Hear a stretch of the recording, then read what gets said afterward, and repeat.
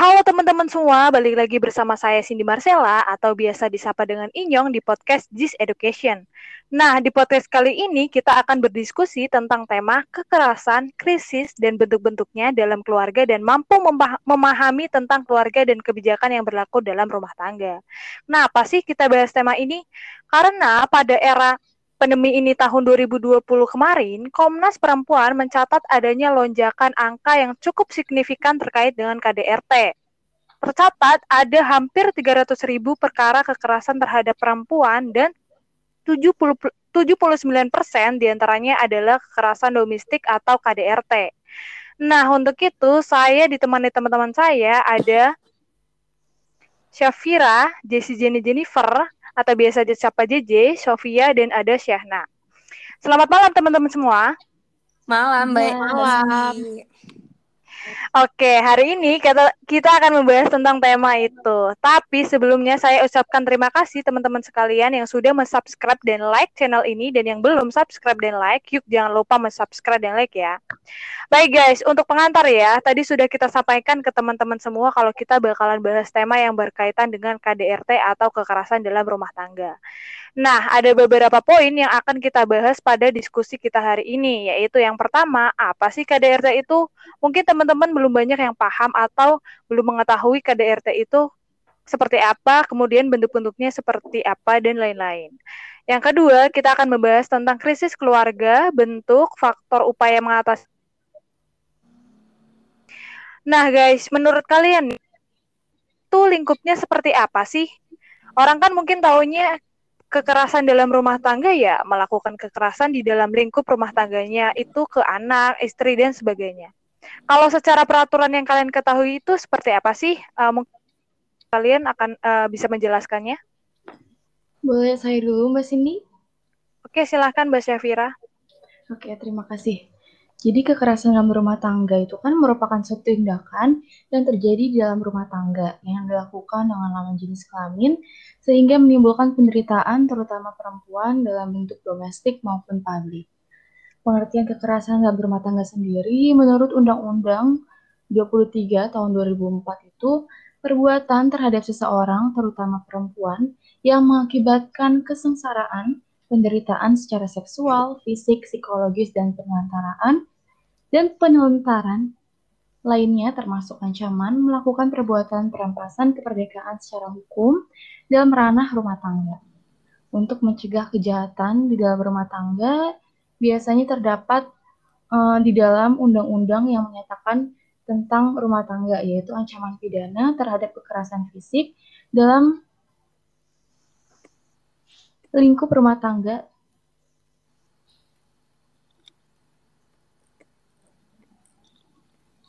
Untuk mencegah kejahatan di dalam rumah tangga, terdapat undang-undang yang menyatakan tentang rumah tangga, yaitu ancaman pidana terhadap kekerasan fisik dalam lingkup rumah tangga pidana penjara paling lama 5 tahun atau denda paling banyak 15 juta, yang diatur di pasal 44 ayat 1 UU KDRT. Dan KDRT yang dilakukan oleh suami terhadap istri yang tidak menimbulkan penyakit atau halangan untuk menjalankan pekerjaan atau kegiatan sehari-hari, ancaman pidana penjara paling lama yaitu 4 tahun 4 bulan atau denda paling banyak 5 juta yang terdapat di pasal 44 ayat 4 UU KDRT. Seperti itu Mbak Cindy. Oke, terima kasih Mbak Syafira. Jadi begitu ya teman-teman pengertian dari kekerasan dalam rumah tangga. Nah, terus nih ya, orang-orang kan taunya pasti KDRT itu sebenarnya tuh KDRT kekerasan fisik aja atau ada yang lain sih? Mungkin Mbak Sofia bisa menjelaskan. Baik, terima kasih Mbak Cindy. Jadi teman-teman, KDRT ini bukan cuman kekerasan fisik aja ya, karena bentuk-bentuk dari KDRT ini tuh bermacam-macam. Yang pertama yaitu yang sudah disebutkan tadi, kekerasan fisik yang melingkupi main tangan seperti melempar benda keras, menampar, memukul, bahkan hingga menyulut api ke tubuh. Nah, yang kedua yaitu kekerasan psikis. Kekerasan psikis adalah perbuatan yang mengakibatkan ketakutan, hilangnya rasa percaya diri, atau kemampuan untuk bertindak, rasa tidak berdaya, dan atau penderitaan psikis berat pada seseorang. Kekerasan psikis ini berupa cacian ataupun makian. Kekerasan psikis ini juga bisa berupa pelarangan, pemaksaan, dan isolasi sosial. Contohnya yaitu pasangan pencemburu yang melarang pasangannya untuk bergaul dengan siapapun selain dirinya. Lalu, selanjutnya ada kekerasan seksual. Bentuk kekerasan seksual umumnya adalah tindakan pemaksaan hubungan seksual dan pelecehan seksual. Perlu diketahui nih bahwa pemaksaan hubungan seksual dengan pola yang tidak dikehendaki itu termasuk ke dalam kekerasan seksual. Dan yang terakhir yaitu kekerasan penelantaran rumah tangga. Yang dimaksud dengan kekerasan penelantaran rumah tangga yaitu berhubungan dengan memberikan kehidupan dan perawatan.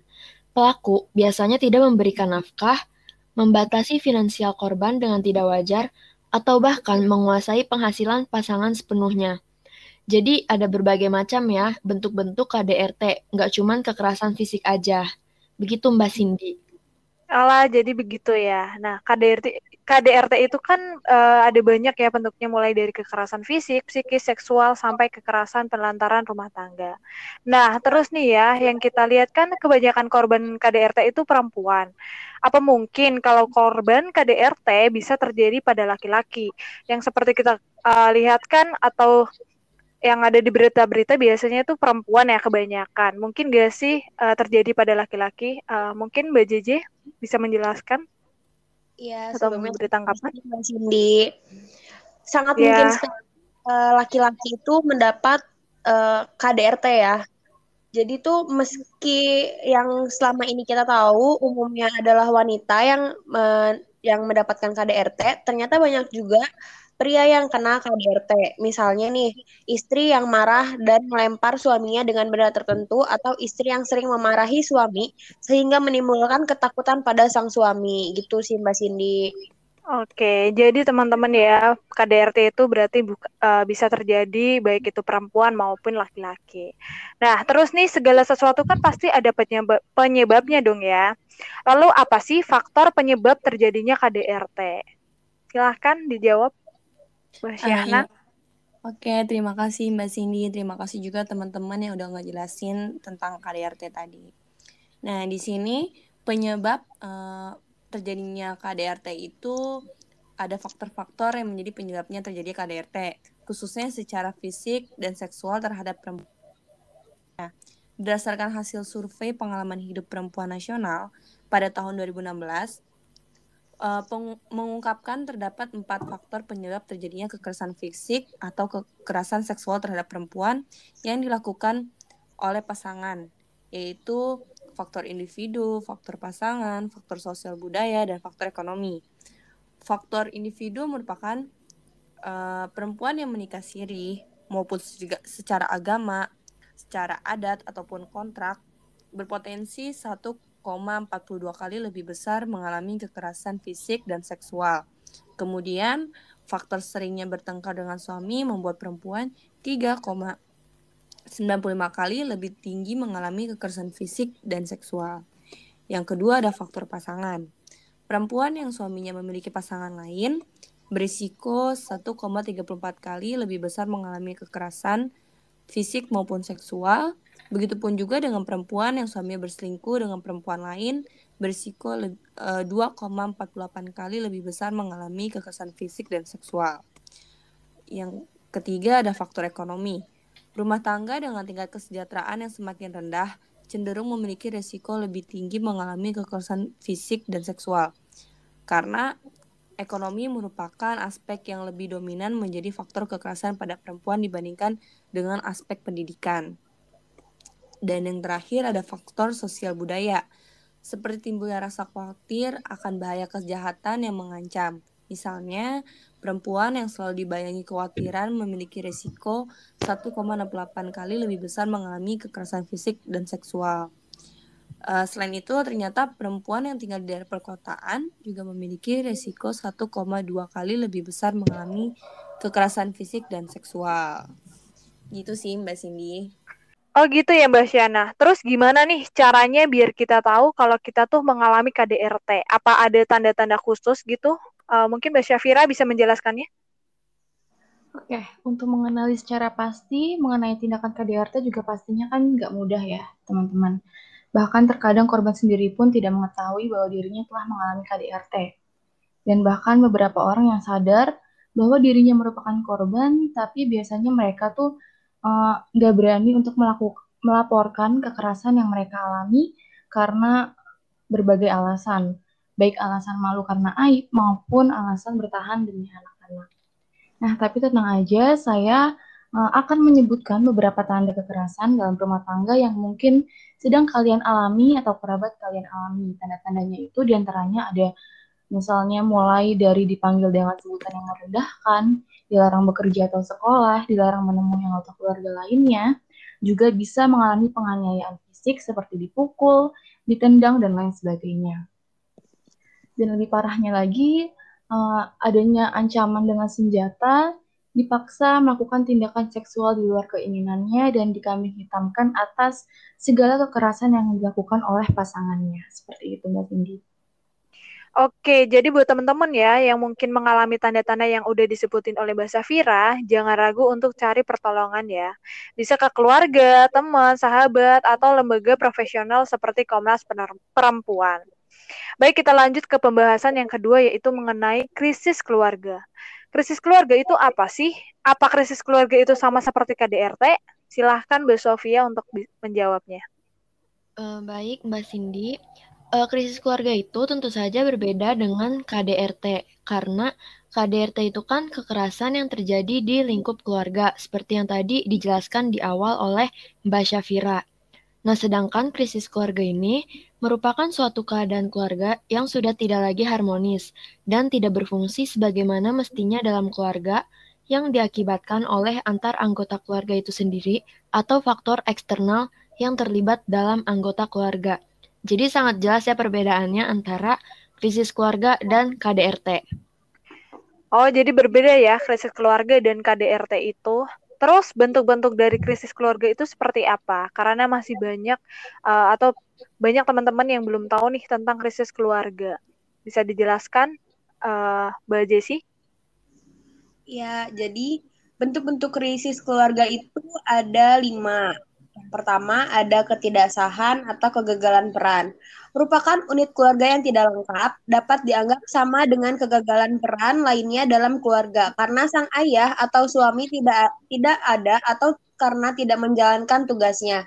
Setidaknya ada satu sumber keluarga baik ibu maupun bapak untuk menjalankan kewajiban perannya. Yang kedua ada pembekalan, perpisahan, perceraian, dan meninggalkan.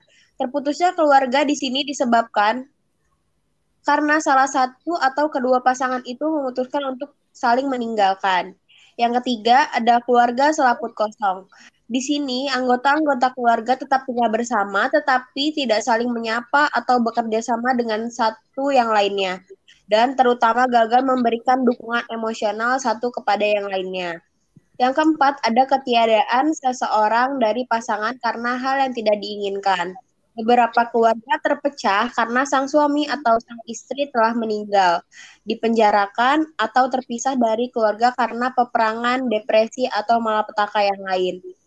Yang terakhir, ada kegagalan peran penting yang tidak diinginkan, yaitu malapetaka dalam keluarga mungkin mencakup penyakit mental dan emosional. Gitu kira-kira Mbak Cindy, bentuk-bentuk krisis dalam keluarga. Wah, lumayan banyak juga ya bentuk-bentuk dari krisis keluarga ini. Lalu mengenai faktor penyebabnya itu apa? Boleh dong tolong jelaskan Mbak Syahna. Baik, terima kasih Mbak Cindy. Nah, faktor yang menimbulkan terjadinya krisis keluarga itu ada 7. Menurut Sofyan Willis, pada tahun 2009, faktor yang dapat menimbulkan terjadinya krisis keluarga, yang pertama ada komunikasi. Keluarga tanpa komunikasi bukan saja dapat menyebabkan kesalahpahaman, namun juga saling menjauhkan dunia masing-masing, sehingga akan nampak jarak yang semakin lebar di antara satu anggota dalam satu keluarga. Yang kedua, ada sikap egosentrisme. Sikap egosentrisme adalah sikap yang menjadikan dirinya pusat perhatian. Misalnya, seorang ayah tidak mau membantu ibu untuk menemani anaknya yang masih kecil, sementara ibu sedang sibuk di dapur. Alasan ayah karena mau olahraga. Akibatnya, ibu marah-marah kepada ayah dan ayah pun membalas dengan kemarahan pula. Terjadilah pertengkaran antara ayah dan ibu di hadapan anak-anak. Yang ketiga ada masalah ekonomi. Masalah tentang ekonomi ada 2 jenis penyebabnya. Yang pertama, kemiskinan, dan yang kedua, pola gaya hidup. Kemiskinan jelas berdampak terhadap kehidupan sebuah keluarga. Misalnya, jika faktor kemiskinan yang menyebabkan terjadi krisis keluarga kurang jelas, bagaimana mungkin jika terbatas dalam hal pendapatan, lalu dapat mencukupi kebutuhan hidup suatu keluarga. Tetapi ini juga masih bersifat relatif, tergantung bagaimana memaknai cukup minimal standar hidup yang layak. Yang kedua, karena pola gaya hidup. Kemiskinan seperti ini dapat dikatakan kemiskinan yang terselubung. Misalnya untuk memenuhi standar hidup yang layak dalam arti normal, belum tercukupi, tetapi pola dan hidup individu termasuk kategori ini sudah menunjukkan seperti orang kaya atau mengikuti pola dan gaya hidup orang kaya. Yang keempat, ada masalah kesibukan. Kondisi orang tua yang sibuk, baik suami ataupun istri, dapat menyebabkan terjadinya krisis dalam keluarga, terutama masyarakat perkotaan. Kesibukan adalah ciri-ciri yang paling menonjol. Hal ini tentu terkait dengan pencarian materi, yaitu harta dan uang. Padahal ukuran kebahagiaan bukanlah uang sebagai patokan. Justru demikian banyak terjadi keluarga yang berusaha dan bekerja keras, tetapi belum juga berhasil seperti yang diharapkan. Justru akan membuat frustasi atau kecewa berat akibat gagal dalam ekonomi suami ataupun istri yang dapat berakhir dengan bunuh diri. Yang kelima, ada masalah pendidikan. Pendidikan seringkali menjadi pemicu dalam permasalahan keluarga. Misalnya, jika si suami atau istri pendidikannya rendah, tentu wawasannya juga terbatas tentang lika-liku kehidupan sebuah keluarga. Apalagi jika ada persoalan dalam keluarga dan ada turut campur mertua baik dari pihak suami maupun pihak istri, maka persoalannya semakin rumit. Yang keenam, ada masalah perselingkuhan. Ada beberapa faktor yang menyebabkan terjadinya perselingkuhan. Pertama, hubungan suami istri yang sudah hilang kemesraan dan cinta kasih. Hal ini berhubungan dengan ketidakpuasan seks, istri kurang menarik ketika di rumah. Terus ada kecemburuan baik secara pribadi maupun hasutan. Kedua, tekanan pihak ketiga seperti mertua atau anggota keluarga yang lainnya dalam hal ekonomi. Ketiga, adanya kesibukan masing-masing baik suami ataupun istri sehingga rumah bukan tempat yang nyaman untuk tinggal. Dan yang terakhir, jauhnya dari agama. Jika keluarga yang jauh dari ajaran agama selalu mengutamakan dunia dan materi semata-mata, dapat menghancurkan keharmonisan keluarga tersebut. Mengapa? Karena banyak terjadi di sekitar kita. Jika anak-anak dididik dan diajarkan dengan nilai-nilai yang jauh dari kebenaran agama, maka kelak anak akan menjadi pembangkang, melawan kepada orang tua, dan akhirnya akan menjadi anak yang durhaka. Gitu sih Mbak Cindy. Wah, ternyata faktor penyebabnya lebih banyak ya daripada bentuk-bentuk krisis keluarga yang tadi. Tapi ada nggak sih upaya dalam mengatasi krisis keluarga tersebut? Ada faktor sama faktor penyebab, pasti ada upayanya dong. Boleh Mbak Syafira mungkin jelaskan? Oke Mbak Cindy, terima kasih. Jadi gini, setiap persoalan tentu ada jalan keluarnya ya Mbak. Demikian juga dengan krisis keluarga yang harus dicari akar permasalahannya. Krisis keluarga itu bisa bersumber pada suami, istri, maupun anak-anak. Jika persoalan bersumber dari pihak internal keluarga seperti ayah, ibu, dan anak, mungkin penyelesaiannya akan lebih mudah. Akan tetapi jika bersumber pada pihak eksternal, maka persoalannya biasanya akan menjadi lebih sulit. Ada pun beberapa cara yang bisa digunakan untuk mengatasi krisis keluarga, yaitu yang pertama, punya banyak waktu di rumah. Yang kedua, selalu menciptakan suasana yang harmonis, penuh kasih sayang dan perhatian. Yang ketiga, kedua orang tua seharusnya memiliki pengetahuan tentang psikologi anak dan remaja, serta cara-cara membimbing anak. Selain itu juga dapat dilakukan dengan cara konseling keluarga. Ada 2 pendekatan, yaitu yang pertama ada pendekatan individual, yang disebut juga individual counseling, yaitu upaya untuk menggali emosi, pengalaman, dan pemikiran klien. Yang kedua ada pendekatan kelompok, yaitu diskusi dalam keluarga yang dibimbing oleh konselor keluarga. Seperti itu, Mbak. Oke, jadi kalau teman-teman ada yang mengalami krisis keluarga, bisa mengatasi dengan cara yang tadi udah dijelaskan oleh Mbak Syafira, seperti konseling, menciptakan suasana yang harmonis, dan sebagainya. Terus nih, kalau ada krisis keluarga, pasti berdampak dong kepada anak. Nah, apa aja sih dampak krisis keluarga terhadap perilaku anak, Mbak Syafia? Betul banget, pastinya ada dampak dari krisis keluarga terhadap perilaku anak. Seperti yang kita ketahui nih, kan pasti ada berbagai macam perilaku manusia di muka bumi ini. Ada yang berperilaku sesuai dengan nilai-nilai agama dan budaya yang dianutnya, tetapi banyak juga yang melanggar nilai-nilai agama dan budaya yang dianut oleh individu tersebut. Nah, perilaku menyimpang dari seseorang dapat terjadi disebabkan berbagai faktor antara lain lingkungan, bawaan, dan faktor keadaan. Faktor lingkungan ini meliputi lingkungan keluarga, lingkungan teman, dan lingkungan masyarakat luas. Seseorang yang dibesarkan pada lingkungan keluarga yang tidak harmonis, sering terjadi percekcokan dan tindak kekerasan, akan mendorong anak-anaknya tumbuh menjadi manusia yang kurang sehat. Sehingga saat mereka remaja, pemuda, bahkan orang dewasa besar kemungkinannya cenderung menunjukkan perilaku yang menyimpang. Jadi, dampak perilaku pada anaknya ini yaitu perilaku yang menyimpang yang disebabkan oleh krisis keluarga tersebut. Jadi gitu ya, teman-teman, di dalam KDRT dan krisis keluarga pastinya ada beberapa bentuk, faktor, upaya, dampak, dan lain-lain yang sudah dijelaskan oleh teman-teman yang ada di sini. Nah, podcast kali ini tujuannya yang pertama untuk memberikan pemahaman bersama, kedua sekaligus kita menghimbau untuk teman-teman sekalian kalau seandainya melihat kejadian seperti itu, apa yang kita lakukan ya minimal kita bisa memberikan edukasi kepada korbannya, kepada orang-orang sekitar, supaya ini tidak terulang karena ya bagaimanapun juga itu bagian terdekat dari lingkup keluarga kita, maka harusnya bisa kita hindarkan. Nah, mungkin ada yang mau disampaikan dari kalian sebagai closing terkait dengan KDRT? Saya deh boleh, Mbak Oke, Cindy. silahkan Mbak JJ.